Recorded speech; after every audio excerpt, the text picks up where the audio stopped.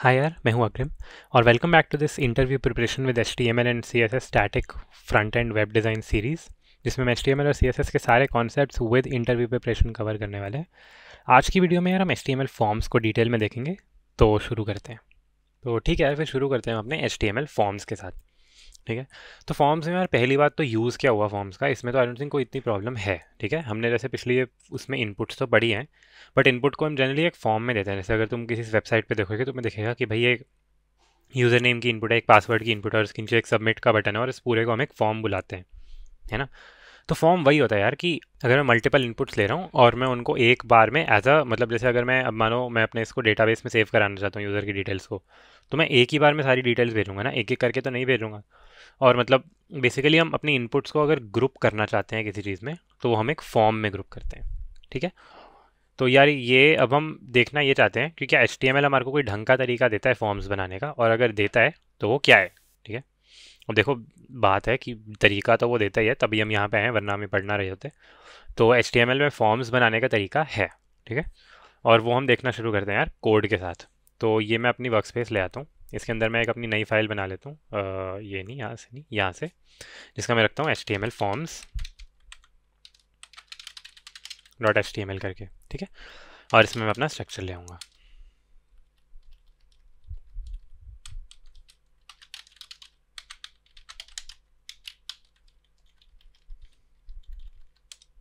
ठीक है, तो ये यार मेरा नॉर्मल सा स्ट्रक्चर हो गया, इसको मैं खोल लेता हूँ जैसे हम नॉर्मली खोलते हैं। ये हो गया मेरा पेज। ठीक है, ठीक है यार, तो अब इसमें हम शुरू करते हैं। सबसे पहले तो जैसे अगर एक जनरल, अभी हम 8 वीडियो कवर कर चुके हैं इससे पहले, है ना, ये 9वीं वीडियो है। तो अभी तक हमारे को इतना समझ आ गया है कि हम कुछ भी स्ट्रक्चर दे रहे होते हैं तो हमारे को HTML को पहले बताना पड़ता है कि भाई हम कुछ देना यहाँ पे शुरू कर रहे हैं। ठीक है, और वो हम जनरली एक टैग से करते हैं। तो फॉर्म के लिए भी एक वैसा ही टैग एग्जिस्ट करता है जिसको हम कहते हैं फॉर्म टैग। ठीक है, तो एक फॉर्म नाम का मेरे को टैग मिलता है यार HTML से, जिसको मैं ऐसे लिख सकता हूँ, एक ओपनिंग टैग लगा के, एक को क्लोजिंग टैग लगा के। अगर मैं फाइल सेव कर दूँ तो यार मैंने एक फॉर्म नाम का टैग बनाया है, और इससे क्या हो रहा है, इससे HTML को पता चल रहा है कि इस सब के बीच में मैं जो भी दूंगा ना, वो मेरा एक फॉर्म है। ठीक है, और ये सिर्फ HTML को बताने के लिए नहीं है, इस टैग का हम एक्चुअली और भी बहुत सारा यूज़ करते हैं, जो अभी मैं बताऊंगा वीडियो में बाद में। लेकिन अभी के लिए जितना हमने लिखा है, इससे सिर्फ HTML को इतना समझ आ रहा है कि यहाँ पे एक फॉर्म है। ठीक है, ठीक है, तो फिर इसमें ना अब हम पहले तो पेज पे जाके रिफ्रेश करते हैं, देखते हैं कुछ आ रहा भी है या नहीं आ रहा है। तो आ भी कुछ नहीं रहा है, क्योंकि इवन तो हमने HTML को बता दिया है कि यहाँ पे एक फॉर्म आएगा, हमने बताया नहीं है इस फॉर्म के अंदर क्या आएगा, है ना, कोई इनपुट्स भी आनी चाहिए। तो अब हम उसको देखना शुरू करते हैं। तो यार फॉर्म के अंदर ना एक्चुअली इनपुट लगानी पड़ती है। फॉर्म टैग तो बस इतना अभी अभी के लिए मतलब इतना सही है कि हम ओपनिंग और क्लोजिंग टैग बनाते हैं और इसके बीच में हम अपनी फॉर्म की बाकी चीज़ें डालते हैं। और अब हम इसके अंदर डालना चाहते हैं कि भाई हम कौन सी इनपुट अपने फॉर्म में दिखा रहे हैं।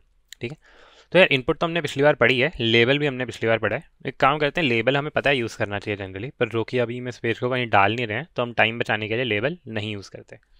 तो एक काम करते हैं यार, मैं यहाँ पे इनपुट लगा देता हूँ। मैं 3 इनपुट लगा देता हूँ। ठीक है, 2 इनपुट लगा देता हूँ। एक इनपुट भाई मेरी कहेगी कि यहाँ पे तुम्हें यूज़र नेम डालना है। इसके बाद हम एक BR लगा देते हैं। एक इनपुट कहेगी कि यहाँ पे तुम्हें पासवर्ड डालना है, और ये हो गया। ठीक है, और अब इन दोनों को हम इनके ढंग के टाइप दे देते हैं। तो इनपुट यूज़र नेम का टाइप क्या होगा भाई, टेक्स्ट होगा, और पासवर्ड का टाइप क्या होगा, पासवर्ड होगा। ठीक है, तो अगर ये यार तुम्हें समझ नहीं आ रहा है सिंटैक्स, तो मैं सजेस्ट करूँगा तुम एक बार इससे पिछले वाली वीडियो देख लो जाके, क्योंकि उसमें मैंने ये सब कुछ बहुत अच्छे से समझा रखा है। ठीक है, इन HTML इनपुट्स के ऊपर हमारी इसी सीरीज़ में एक वीडियो है। ठीक है, तो इसको अब मैं जाके अगर रिफ्रेश करूँगा तो मैं दिख रहा है यहाँ पे एक यूज़र नेम और पासवर्ड का प्रॉम्प्ट आ रहा है। इसमें थोड़ी स्पेसिंग अच्छी कर देते हैं यार। ठीक है, तो अब अगर मैं इसको रिफ्रेश करूँ, यहाँ में दिख रहा है कि यहाँ पे यूज़र नेम और पासवर्ड का प्रॉम्प्ट आ रहा है, जिसमें हम चीज़ें लिख सकते हैं। अगर मैं यूज़र नेम में अपना नाम लिख दूँ और पासवर्ड में मैं पासवर्ड लिख दूँ, तो ये मेरा नॉर्मल एक चल रहा है, और अभी ये फॉर्म के अंदर रैप्ड है। ठीक है, तो यार देखो इस टाइम ना, देखो फॉर्म का यूज़ बहुत ज़्यादा हमारे को कब दिखेगा, जब हम अपने इस डेटा को, जो हम इस फॉर्म से डेटा कलेक्ट कर रहे हैं, उसको यूज़ कर रहे होंगे। ठीक है, चाहे हम उसको फ्रंट एंड की जावास्क्रिप्ट से यूज़ कर रहे हो या फिर हम उसको बैक एंड पे भेज रहे हो, जो मर्जी हो। लेकिन जब हम इस डेटा को यूज़ कर रहे होंगे ना, तब तुम्हारे को इस फॉर्म टैग का असली यूज़ समझ में आना शुरू होगा। ठीक है, और एक्चुअली इस क्या है, इस वीडियो के बाद में मतलब बीच में मैंने एक ऑप्शनल सेक्शन डाला है जिसमें वो समझाऊंगा। ठीक है, मैं पूरा मतलब उसमें थोड़े प्री रेक्विजिट्स हैं, तुम्हारे को बैक एंड पता होना चाहिए क्या होता है, चाहे यूज़ करना ना आता हो। बैक एंड पता होना चाहिए क्या होता है, एपीआई पता होनी चाहिए क्या होती है। अगर वो पता है तो इस ऑप्शनल सेक्शन में मैं बहुत अच्छे से समझाने वाला हूँ कि ये फॉर्म टैग कैसे हमारे को उसको यूज़ करने में हेल्प करता है। ठीक है, और लेकिन तब तक के लिए हम इसको यही मानते हैं कि हम इसको फ्रंट एंड से जावास्क्रिप्ट के थ्रू यूज़ करने वाले। ठीक है, वो भी अभी तुम्हें आता नहीं है क्योंकि हमने सीखा नहीं है अभी तक, लेकिन फ्रंट एंड से हम मान लेते हैं हम इसको यूज़ करने वाले हैं। ठीक है, तो उसमें ना यार हमारे पास देखो होता क्या है, जैसे अभी हमने इनपुट्स लगा दिए हैं, है ना। तो अब ना मैं उसमें ये कर सकता हूँ कि जैसे ही इसमें मैं एक एंड में मान लो मैं एक बटन लगाता हूँ जिससे हम सबमिट कर सकते हैं। ठीक है, तो एक इनपुट लगा सकते हैं हम जिसका हम टाइप इक्वल टू सबमिट दे सकते हैं। Type equal to submit basically क्या करता है, एक वो बटन बना देता है और ये बटन के अंदर अपने आप को सबमिट लिखा हुआ दे देता है। ठीक है, ये तुम देख सकते हो यहाँ पे एक बटन आ रहा है, मैं इसको जूम कर देता हूँ। तो यहाँ पे एक सबमिट नाम का बटन आ रहा है जिस पे मैं अगर क्लिक करूँगा तो वो बस कुछ अभी तो बस खाली कर रहा है। जैसे अगर मैं इसको ऐसे ही कुछ भर दूँ इसमें और मैं सबमिट दबा दूँ तो ये बस मेरे पेज को अभी खाली कर देता है। ठीक है, और मतलब अभी के लिए वो इसलिए क्योंकि हमने फॉर्म को बताया नहीं है कि क्या करना है, लेकिन बेसिकली ये होगा कि जब भी ये वाला बटन दबेगा ना तो फिर ये फॉर्म टैग कुछ करेगा। ठीक है, ये क्या करेगा, हम इसको किसी तरीके से बताएंगे कि इसको ये वाला जो डेटा है, ये जो ये सारा इसके अंदर हमने डेटा कलेक्ट किया है, user name password submit etcetera etcetera, ये सब उसको किसको भेजना है। ठीक है, क्योंकि हम इसको यहाँ पे तो बस कलेक्ट कर रहे हैं, यूज़ हम इसको कहीं और करना चाहते हैं। ठीक है, ये है। तो अब वो कैसे होगा देखो, उसकी फिर से इतनी ज़्यादा अभी टेंशन मत लो। अगर तुम्हारे को समझना है और तुम्हारे को थोड़ा बहुत नॉलेज है तो ऑप्शनल पार्ट में देख लेना, वरना अभी के लिए सिर्फ इतना मान लो कि ये जो पूरा फॉर्म का डेटा है ना, ये जहाँ भी यूज़ होगा, चाहे यहाँ यूज़ हो, चाहे किसी दूसरी जगह यूज़ हो, चाहे किसी तीसरी जगह यूज़ हो, ये सारा का सारा डेटा एक साथ जाएगा, है ना। तो यूज़र नेम में जो इनपुट है वो भी एक साथ जाएगी, पासवर्ड वाली इनपुट भी एक साथ जाएगी, इसमें कोई तीसरी इनपुट होती है वो भी एक साथ जाती, जो भी होगा सब कुछ एक साथ ही जाएगा। ठीक है, तो अब यार हमारे को इसमें चाहिए क्या। ठीक है, तो अब मैं यहाँ पे ना थोड़ा नोट करना शुरू करता हूँ। चलो नोट बाद में करेंगे। अब मेरे को चाहिए क्या कि अगर ये सारा डेटा एक साथ जा रहा है तो ये जहाँ पे भी जा रहा है वहाँ पे हम इस डेटा को वापस अलग तो कर पाएँ। अब मान लो मेरे पास ये ऐसे जा रहा है कि जैसे मान लो ये मैं अपने फॉर्म लिखता हूँ यहाँ पे, मान लो जब ये मेरा डेटा जा रहा है तो उसमें यूज़र नेम जा रहा है मेरा अग्रिम, पासवर्ड जा रहा है मेरा पासवर्ड नाम से। तो अब इसमें यार पता है होता क्या है कि हमारे को ना अभी कुछ तरीका चाहिए कि इन इनपुट्स में करंटली मेरे पास कोई आइडेंटिफाई करने का तरीका नहीं है। ठीक है, तो ये मेरे को तो पता है इसके पहले यूज़र नेम लिखा था, इवन इफ मैं लेबल भी लगा दूँ मेरे को पता है कि इसके पहले यूज़र नेम लिखा था, लेकिन जब फॉर्म इस डेटा को सबमिट कर रहे हैं ना तो हमारे को इस इनपुट को आइडेंटिफाई करने का कोई तरीका चाहिए ताकि हम पता लगा पाएँ कि इस वाली के अंदर कौन सा डेटा था। क्योंकि तुम देखो यहाँ पे हम दो डेटा भेज रहे हैं, है ना, एक डेटा नहीं भेज रहे। तो हमारे को कोई तरीका चाहिए जिससे हम आइडेंटिफाई कर पाएँ कि भाई उन दोनों में से कौन सा डेटा इस वाली इनपुट से आया था, उन दोनों में से कौन सा डेटा इस वाली इनपुट से आया था। ठीक है, ये आइडेंटिफाई करने का हमारे को कोई तरीका चाहिए। तो बेसिकली हमारे को इनको कुछ देना पड़ेगा, इन इनपुट्स को कुछ देना पड़ेगा जिससे हम इनको आइडेंटिफाई कर पाएँ। अभी तुम्हें समझ आएगा मैं क्या बोल रहा हूँ। और ये सब यार मैं बोल इसलिए रहा हूँ क्योंकि ये है इनपुट के नेम। ठीक है, तो अभी जब ये डेटा जा रहा है ना, देखो हम चाहते क्या है कि ये डेटा ऐसा दिखे, जब ये पीछे जब जिसके पास भी ये जा रहा है जिसको यूज़ करने वाले, हम चाहते हैं कि ये डेटा ऐसा दिखे। तो ये हमारे को बताना पड़ेगा कि भाई ये यूज़र नेम है और ये पासवर्ड है। तो बेसिकली मान लो अगर मैं इस इनपुट में आता हूँ और मैं लिखता हूँ नेम नाम का attribute equal to user name, एक सेकेंड ये गलत जगह आ गया, हाँ यूज़र नेम, और इसमें मैं कहता हूँ नेम इक्वल टू पासवर्ड। ठीक है, तो इससे क्या होगा यार, ये नेम नाम का जो एट्रीब्यूट है ना ये क्या करता है, ये बेसिकली तुम्हारा ये कर देता है कि जहाँ पे भी ये डेटा जा रहा है, अब उस जगह को मान लो मैं इसको किसी XYZ जगह पे भेज रहा हूँ अपने इस डेटा को, तो फिर अगर उसको इस वाली इनपुट का डेटा निकालना है स्पेसिफिकली, क्योंकि उसके पास दोनों का जा रहा है, अगर उसको स्पेसिफिकली इस वाली इनपुट का डेटा निकालना है तो वो input name equal to user name वाली इनपुट का डेटा ईजिली ले सकता है। अगर उसको इस वाली इनपुट का डेटा चाहिए तो उसको वो पासवर्ड नाम की फील्ड में मिल रहा होगा, अगर उसको इस वाली इनपुट का डेटा चाहिए वो उसको यूज़र नेम नाम की फील्ड में। अगर मैं इसको मान लो नेम को ABC कर देता तो जब पीछे डेटा जाता ना तो वो क्या होता, उसमें लिखा होता ABC कोलन अग्रिम और पासवर्ड कोलन पासवर्ड, ठीक है, ये पहला लेटर कैपिटल नहीं है इसका। तो बेसिकली जहाँ जो भी यहाँ पे तुम नेम दे रहे हो ना, उसके कॉरस्पॉन्डिंग इसकी वैल्यू इनपुट जा रही है, ठीक है। तो अगर मेरे ये इनपुट्स ऐसी दिखती हैं ABC और पासवर्ड, तो जहाँ पे भी ये डेटा सबमिट होगा वहाँ पे ये ऐसा दिखेगा, है ना। और अगर मैं इसको वापस चेंज करके यूज़र नेम कर देता हूँ तो फिर ये मेरा वहाँ पे डेटा ऐसा दिखेगा। तो हर इनपुट को हमारे को एक एक नेम देना पड़ता है ताकि हम बाद में समझ पाएँ कि हमारा जो बहुत सारे डेटा आ रहा है उसमें से कौन सा डेटा कौन सी इनपुट से आया था, ठीक है। अब ये अगर तुम्हारे को यार बहुत ज़्यादा समझ नहीं आया, ठीक है, डेटा डेटा डेटा वाली बात समझ नहीं आई, तो इससे ना इतना मत डरो, क्योंकि फॉर्म्स में बेसिकली हम एक बार वापस आएंगे जब हम थोड़ा बैकएंड समझ लेंगे या फिर जब हम थोड़ा जेसॉन को समझ लेंगे, जावास्क्रिप्ट को समझ लेंगे। तो अगर ये थोड़ा बहुत समझ नहीं है, इसमें इतनी प्रॉब्लम नहीं है। अगर आ गया तो बहुत अच्छी बात है।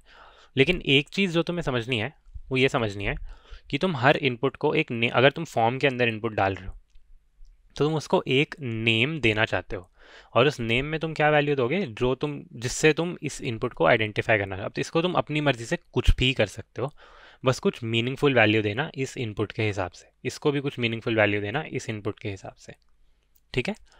तो ये यार बेसिकली एक नेम नाम का एट्रीब्यूट होता है, ठीक है, ठीक है। और अब इसमें हम वापस आते हैं, ठीक है। तो यार अब देखो इनपुट के हमने नेम देख लिए, और हम एक बार इसमें रेडियो बटन्स भी देख लेते हैं। अगर तुमको याद हो कि रेडियो बटन क्या होता है, ठीक है, तो यार बेसिकली देखो फॉर्म में ना है कुछ बहुत ज़्यादा चीज़ें नहीं है, ठीक है। मतलब अभी अभी जितना हम देख रहे हैं, बाद में हमारे को इसको और देखना है, लेकिन अभी इसको हम जितना देख रहे हैं, तो फॉर्म के अंदर बस हम एक फॉर्म टैग लगाते हैं जिसके अंदर हम इनपुट्स लगा देते हैं, और फिर हम एक सबमिट बटन लगा देते हैं, ठीक है, सिंपल है। लेकिन उन्हीं इनपुट्स के थोड़े थोड़े अलग तरीके से हमें हैंडल करना पड़ता है। तो अगर तुम मोस्टली इनपुट्स को हैंडल कर रहे हो, तुम उसमें एक इनपुट दोगे, टाइप दोगे और नेम दोगे, जिसको तुम यूनिक रख दोगे हर इनपुट के लिए। इसका यूज़र नेम है तो इसका तुम यूज़र नेम फिर से यहाँ पे नहीं लिखोगे, वरना तो इन दोनों को आइडेंटिफाई करना मुश्किल हो गया, है ना। तो हाँ, तो अब हम क्या चाहते, मतलब मोस्टली इनपुट्स को तुम ऐसे ही हैंडल करोगे कि input type equal to something और नेम इक्वल टू समथिंग। लेकिन एक टाइप ऑफ इनपुट है जिसको हमें फॉर्म में थोड़ा अलग तरीके से हैंडल करना होता है, जो है रेडियो बटन्स की इनपुट। रेडियो बटन अगर तुम्हें याद हो तो वो सिंपली एक input type equal to radio से बताया जाता है। तो इनपुट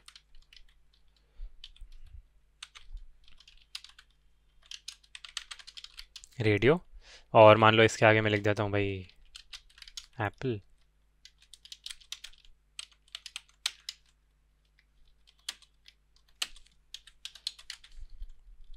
बेसिकली मैं यहाँ पे 3 रेडियो बटन लगा रहा हूँ, और ये इनपुट किस लिए है यार, इसमें हम पूछ रहे हैं भाई आपका फेवरेट फ्रूट कौन सा है, ठीक है जी। तो ये मैं यहाँ पे फेवरेट फ्रूट पूछ रहा हूँ कि भाई आपका एप्पल है, बनाना है, या सॉरी फ्रूट्स नहीं होता, ग्रेप्स होता है क्या, ठीक है। तो आपका एप्पल है, बनाना है या ग्रेप्स है, ठीक है। तो इसमें यार तुम देखो अब बटन रेडियो बटन लगाते हैं तो हम ऐसे ही हैं। अगेन ये हमने पिछली वीडियो में देखा है कि रेडियो बटन हम ऐसे लगाते हैं, ठीक है। लेकिन इसमें ना थोड़ी हैंडलिंग फ़र्क होती है अगर इसको हम फॉर्म के अंदर यूज़ करें, ठीक है। तो हैंडलिंग अभी तक हमने फॉर्म की क्या देखी है कि हम हर इनपुट को एक नेम दे रहे हैं जो यूनिक है। लेकिन रेडियो बटन में क्या है, फेवरेट फ्रूट या तुम्हारी एक ही आउटपुट होनी चाहिए, है ना। एप्पल, बनाना या ग्रेप्स में से कोई एक होनी चाहिए, तो तुम तीनों को सेम नेम दोगे। तो बेसिकली यहाँ पे तुम नेम में लिखोगे, मान लो फेवरेट अंडरस्कोर फ्रूट ले लिया मैंने इसका नेम, ठीक है। और इसको मैं पूरे को कॉपी करूँगा। और यार सिर्फ और सिर्फ रेडियो बटन में हम ऐसा कर रहे हैं अभी कि हम सबको सेम नेम दे रहे हैं।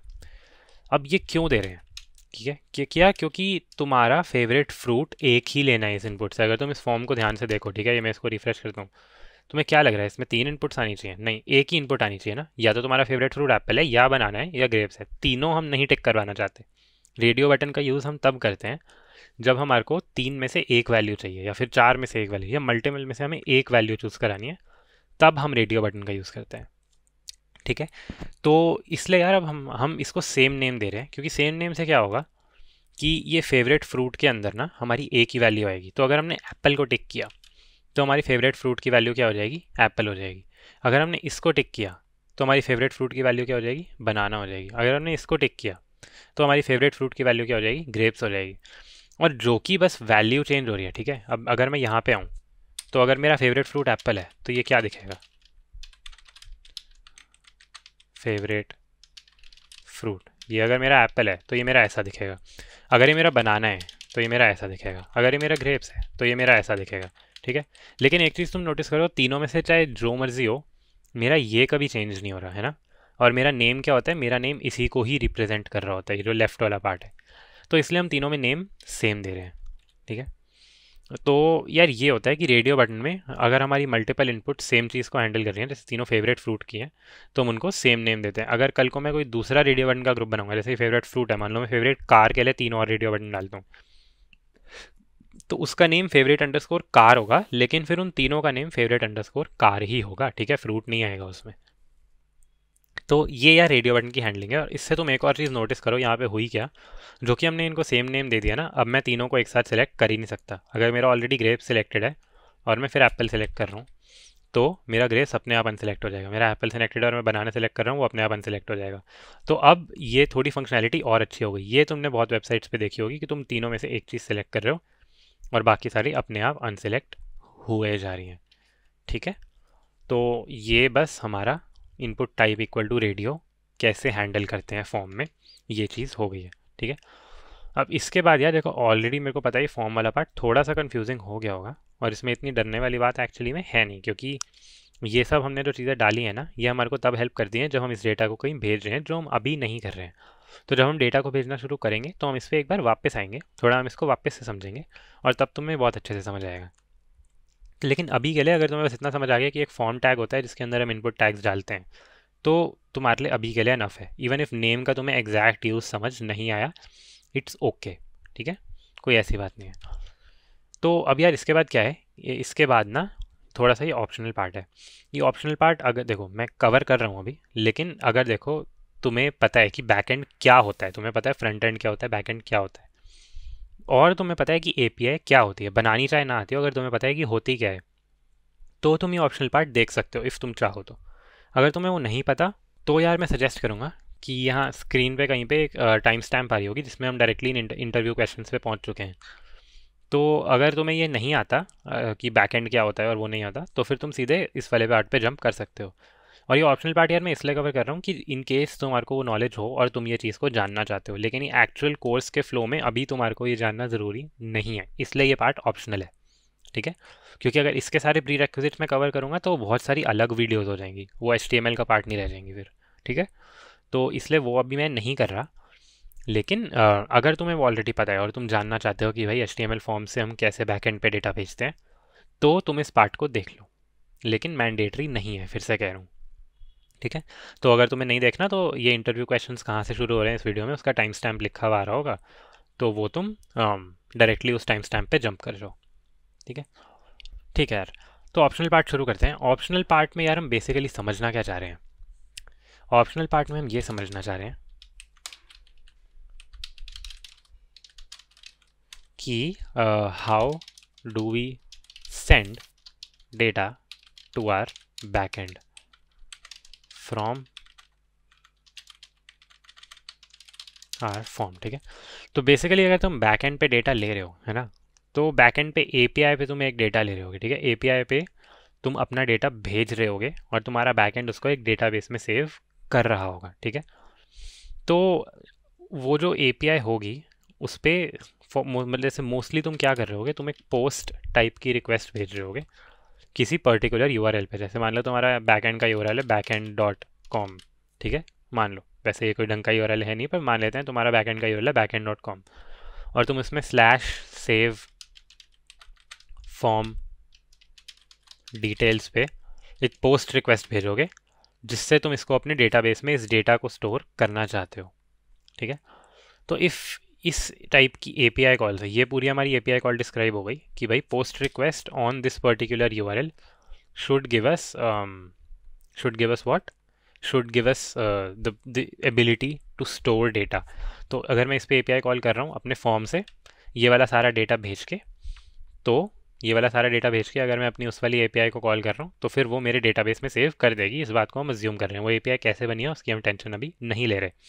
हम बस इतना कह रहे हैं कि अगर इस पर मैं अपना डेटा भेज दूंगा तो मेरा बाकी काम अपने आप हो जाएगा, ठीक है। तो अब हमारे को ना यार ये चाहिए कि हम इस फॉर्म को कैसे बता सकते हैं कि ये वाला सारा डेटा इसको कहाँ भेजना है, क्योंकि अभी अगर तुम देखो हमने इसको बिल्कुल नहीं बताया कि इसको कौन सी एपीआई पे डेटा भेजना है ना, तो ये कन्फ्यूज़ हो जाएगा। तो वो यार हम करना चाहते हैं, और उसके लिए यहाँ पे जो दो चीज़ें लिखी है ना, ये यूज़ होती हैं, मेथड और एक्शन। ठीक है, तो मेथड और एक्शन क्या होता है यार? बेसिकली अगर तुम इस एपीआई को देखो, इसमें दो डिटेल्स हैं। पहली डिटेल ये है कि एक पोस्ट रिक्वेस्ट है। ठीक है, ये पोस्ट की जगह एक गेट रिक्वेस्ट हो सकती थी, पैच रिक्वेस्ट हो सकती थी, डिलीट रिक्वेस्ट हो सकती थी, कुछ भी हो सकती थी। ठीक है, लेकिन ये एक पोस्ट रिक्वेस्ट है। तो पहली बात तो हमारे को ये बतानी है कि इसकी टाइप ऑफ रिक्वेस्ट क्या है। टाइप ऑफ रिक्वेस्ट क्या है, ठीक है। और दूसरी बात मेरे को ये बतानी है कि इसका यूआरएल क्या है। backend.com/save form डिटेल्स पे जा रहा है। हो सकता है सेव फॉर्म डिटेल्स की जगह backend.com/something else पे जा रहा होता है ना। तो दूसरी चीज़ हमारे को ये बतानी है कि इसका यूआरएल क्या है इस एपीआई का। ठीक है, और यही दो चीज़ बताने के लिए हमारे पास ये दो एट्रीब्यूट्स गिवन होते हैं। ठीक है, मेथड और एक्शन। तो बेसिकली जो टाइप ऑफ रिक्वेस्ट है ना, उसको हम डायरेक्टली मेथड में डाल देते हैं, और जो यूआरएल है ना, उसको हम डायरेक्टली एक्शन में डाल देते हैं। ठीक है, तो बस सिंपल ही है। अब देखो, मेथड और एक्शन में हम डालते हैं और इसको हम कोड में डाल के देख लेते हैं। तो मैं एक काम कर रहा हूँ, मैं इसको कॉपी कर रहा हूँ, मैं यहाँ पे एक कमेंट डाल रहा हूँ, the following code is for the optional section, और मैं यहाँ पे एक h1 भी डाल देता हूँ ताकि मेरे पेज पे दिख जाए कि ऑप्शनल।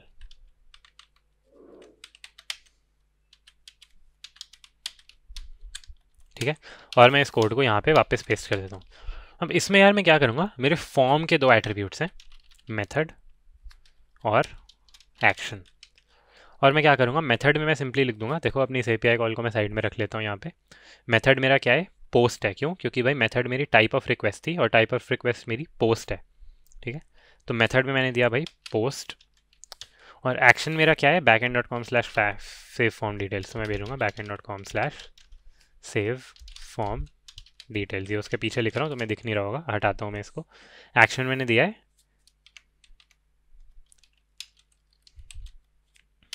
हाँ, backend.com/save form details। तो अब इस फॉर्म ने क्या किया यार, अब जब हम ये input type equal to submit को दबाएंगे, ठीक है, जब हम input type equal to submit को दबाएंगे, तो ये फॉर्म इस सारे डेटा को लेके मेरे इस वाले यूआरएल पे भेजेगा, एज अ क्या भेजेगा, एज अ पोस्ट रिक्वेस्ट भेजेगा। और उसके बाद तो हमें पता ही है, अपने आप सब कुछ डेटा में सेव हो ही जाने, सब कुछ हो ही जाने डेटाबेस में, क्योंकि हमारी एपीआई पीछे से चल रही है। ठीक है, तो ये हमारा एक सिंपल तरीका होता है जिससे हम फॉर्म को एपीआई से लिंक कर सकते हैं, मेथड और एक्शन वो नाम के एट्रीब्यूट्स को यूज़ करके। तो मेथड इक्वल टू अगर मैं पोस्ट दे रहा हूँ, तो action equal to backend.com/save form details दिया, और उससे मेरी ये वाली एपीआई कॉल हो गई मेरे फॉर्म के सारे डेटा के साथ ऑटोमेटिकली। मेरे को और कुछ हैंडल करने की फ्रंट एंड पे ज़रूरत नहीं है। ठीक है, तो ये सिंपल तरीका हो गया जिससे हम इसको एपीआई से लिंक कर सकते हैं, और इतना ही तुम्हारे को जानने की ज़रूरत है अभी एज अ बिगिनर। ठीक है, ठीक है यार, तो इससे हमने ऑप्शनल वाला पार्ट भी कवर कर लिया है। अब हम इस पर सीधे इंटरव्यू क्वेश्चंस पे आते हैं। ठीक है, तो इंटरव्यू क्वेश्चंस में यार क्या आता है, पहली बात तो है what are forms and how to create forms inside HTML। ठीक है, तो यार सिंपल है, forms are ways to collect user input from the user in a structured manner. Structured manner कैसे, कि अगर मैं यूज़र नेम और पासवर्ड ले रहा हूँ तो मैं उसको एक ही फॉर्म के अंदर ले लूँगा, रैदर दैन मैं मल्टीपल जगह अलग अलग तरीके से लूँ, है ना। तो form is a way to take input from the user in a structured manner. ठीक है, ये तो व्हाट आर फॉर्म्स का आंसर हो गया। And how to create forms in HTML, इसका आंसर है कि भाई we use a tag called form tag. ठीक है, तो we use a form tag inside which we make different input tags corresponding to different inputs that we need।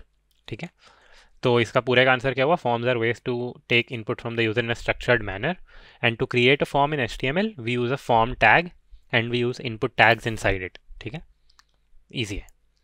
अच्छा, how do we handle input values inside forms in HTML। तो यार हमने देखा है कि वैल्यू को हैंडल करने के लिए we use a name attribute. तो अगर तुम्हारे को ऐसा क्वेश्चन आ रहा है कि how do we handle input values inside forms in HTML, तुम बोल सकते हो we simply use a name attribute which can, and the name for any input can be used to identify the value of that input later on. ठीक है, ठीक है. और अगर तुमने ऑप्शनल पार्ट किया है तो ये वाला ऑप्शनल क्वेश्चन भी तुम्हें समझ आएगा. How do we give the URL a form has to submit to. तो उसके लिए हम कह सकते हैं कि भाई we can use the action attribute, क्योंकि अगर तुम्हें याद हो तो एक्शन के अंदर हम अपना ऑप्शनल में URL दे रहे थे. ठीक है, ये एक्शन के अंदर हम अपना URL दे रहे थे. और यही अगर तुमसे पूछा कि टाइप ऑफ रिक्वेस्ट कैसे बताते हैं, तो वो तुम बताओगे कि वो हम मेथड से बताते हैं. ठीक है, तो ये यार तुम्हारा तीसरा इंटरव्यू क्वेश्चन भी कवर हो गया, और इससे हमारी फॉर्म्स बेसिकली कवर हो जाते हैं. ठीक है, इतना ही है फॉर्म्स की वीडियो में, और इसके बाद हम थोड़ी बहुत और चीज़ें नेक्स्ट वीडियो में देखेंगे. ठीक है, तो बस यार इतना ही है इस वीडियो के लिए, तो इतना ही है. अगर तुम्हें अच्छी लगी हो तो इसको लाइक, शेयर और सब्सक्राइब कर देना, और बाकी फिर हम नेक्स्ट वीडियो में मिलते हैं. ठीक है, बाय.